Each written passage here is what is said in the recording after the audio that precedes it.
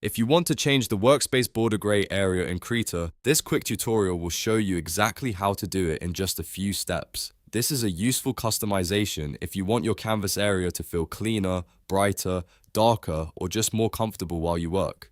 Whether you're drawing, painting, or editing, adjusting the border color can make a big difference in how your workspace looks and feels. And if this video helps you out, please take a second to hit the like button and subscribe for more easy Krita tutorials. Let's jump right in. First, open Krita and go to the top menu bar. From there, click Settings, then choose Configure Krita. This opens the main settings panel where you can change a wide range of application preferences. Once the configuration window appears, look at the left-hand menu and click the Display Category icon. This is where Krita keeps many of the visual settings related to how the interface and canvas appear on screen. After selecting Display, look for the Canvas Decorations tab. This tab controls things like the canvas border and other visual elements around your artwork.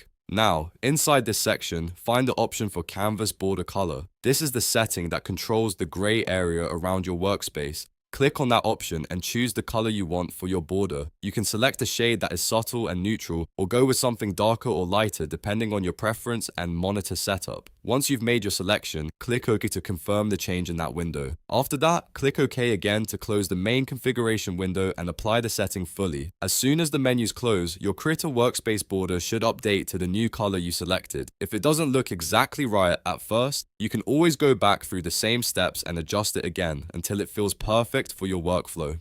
And that's it. You've now changed the gray workspace border area in Krita. Simple, fast, and easy to customize. If this tutorial helped, don't forget to like the video, subscribe to the channel, and turn on notifications so you don't miss more helpful Krita tips and tricks. Thanks for watching, and I'll see you in the next one.